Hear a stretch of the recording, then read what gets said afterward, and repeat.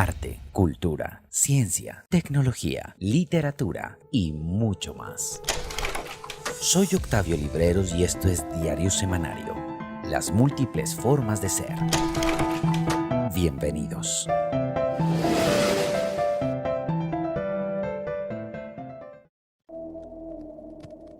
Hola a todos y bienvenidos a mi canal Diario Semanario.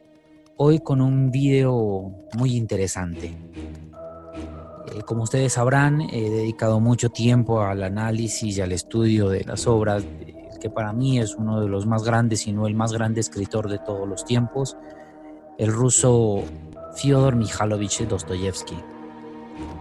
Hoy quise dedicar este audio, este video, para hablar de algo que se vuelve un poco sensible para todos en este momento.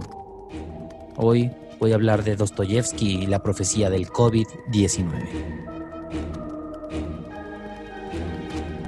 El verdadero dolor, el que nos hace sufrir profundamente, hace a veces serio y constante hasta al hombre irreflexivo.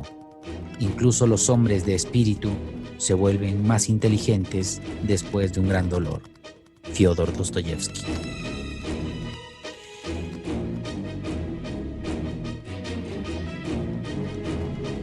Dentro de mis incontables lecturas de la obra de Dostoyevsky, el gran escritor ruso, he encontrado datos que abarcan temas tan variados como la soledad, el nihilismo, el amor y la fe. No cabe duda de que Dostoyevsky fue un visionario adelantado a su época y que su narrativa fue el medio por el que denunció la fragmentación del hombre y de la sociedad. Una de las investigaciones más detalladas, a las que le he dedicado mayor tiempo y estudio, está enfocada en su novela Crimen y Castigo. Dicha obra fue publicada por partes en El Mensajero ruso hacia 1866. Esta narración contiene un rico análisis del alma humana y de las consecuencias que ha traído para el hombre la pérdida de los valores disfrazados en el nihilismo. Raskolnikov personifica al hombre rebelde, al nihilista ruso contagiado por los pensamientos occidentales que invadían la Rusia de ese momento y que fueron denunciados también en obras como Padres e Hijos de Iván Turgenev. Lo que me interesa resaltar es la parte final de la novela, el epílogo. En la segunda parte de dicha sección puede leerse: Raskolnikov permaneció en el hospital los últimos días de Cuaresma y todas las semanas de Pascua. Ya convaleciente, recordó los sueños que había tenido mientras deliraba, atacado por la fiebre. Había creído ver, en su desvarío, que el mundo entero era víctima de una terrible peste que arrancaba de las profundidades del Asia y se extendía hacia Europa. Los seres humanos estaban condenados a perecer, excepto un número muy reducido de elegidos. Habían aparecido unas triquinas de tipo nuevo, seres microscópicos que se introducían en el cuerpo de las personas. Sin lugar a dudas, en esta época de pandemia dicho fragmento se nos presenta como una profecía, una visión futurista de lo que estamos viviendo hoy en el mundo. ¿Por qué nos llamó mi atención este discurso en las diferentes lecturas que había realizado? Recurro a un concepto filosófico propuesto por Martin Heidegger para dar respuesta. En su obra Ser y Tiempo, el filósofo alemán hace referencia al concepto de el ser a la mano. Según Heidegger, es la utilidad certera de las cosas que nos rodean lo que las vuelve invisibles o monótonas, y es así como somos inconscientes de las mismas. Es así como las cosas existen cuando dejan de prestar la función para las que fueron creadas, cuando algo de lo que está en la normalidad, entre comillas, rompe ese hábito con el que estábamos relacionados. Es por ello que no tenemos presente la existencia, conscientemente hablando, de los aviones, porque siempre los vemos volando.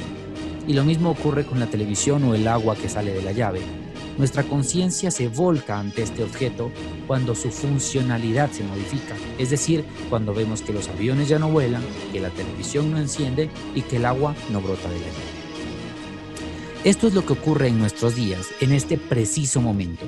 Somos conscientes del valor de un abrazo entre amigos porque ya no podemos darlo. Sabemos que existen los autos y las calles porque las vemos vacías. En mi caso, comprendo lo que significa dicho fragmento de Crimen y Castigo porque el mundo está viviendo esta crisis. Ahora bien, Si analizamos lo dicho por Dostoyevski en el epílogo de su obra, palidecemos ante la certeza de su presagio. El mundo entero era víctima de una terrible peste que arrancaba de las profundidades del Asia y se extendía hacia Europa. Como se conoce, la pandemia por COVID-19 se originó en la ciudad de Wuhan, capital de la provincia de Hubei en China, país que hace parte del Asia Oriental. Leemos también en el mismo fragmento: habían aparecido unas triquinas de un tipo nuevo, seres microscópicos que se introducían en el cuerpo de las personas. La palabra triquina es sinónimo de parásitos o infecciones, lo que constata aún más la visión futurista de Dostoyevski. Esos seres microscópicos que se introducen dentro del cuerpo de las personas, ¿no son acaso las cepas de COVID-19? Los seres humanos estaban condenados a perecer, excepto un número muy reducido de elegidos. La cantidad de muertos por la pandemia asciende a miles alrededor del mundo. ¿Pero a qué hace referencia con ese número muy reducido de elegidos que se salvan? No pretendo presentar aquí a Dostoyevski como un profeta y santo que promete la salvación de algunos por decreto o mandato divino. Todo lo contrario. Como he dicho, las narrativas dostoyevskianas son y deberían ser vistas como una denuncia contra la conducta humana negativa. La propuesta del escritor ruso está encaminada hacia el cambio de conciencia en el hombre, hacia la creación de una nueva nación en la que predomine la hermandad y el respeto por todo lo que nos rodea, por todas las formas de vida, y que el hombre sea un ser lleno de valores que transmita su vitalidad y lozanía. Quiero terminar citando el fragmento de uno de sus maravillosos cuentos, titulado El sueño de un hombre ridículo, escrito en 1877, donde hace un llamado a la humanidad que sirve sobre todo en estos momentos en el mundo. Lo más importante es que ames a tus semejantes como a ti mismo, y eso es lo fundamental. Creo que no se necesita nada más. Al instante encontrarías cómo ordenar tu existencia. Además, solo se trata de una verdad antiquísima, leída y repetida billones de veces, pero que no terminó de arraigar, porque la conciencia de la vida está por encima de la vida misma y el conocimiento de las leyes de la felicidad excede a la propia felicidad.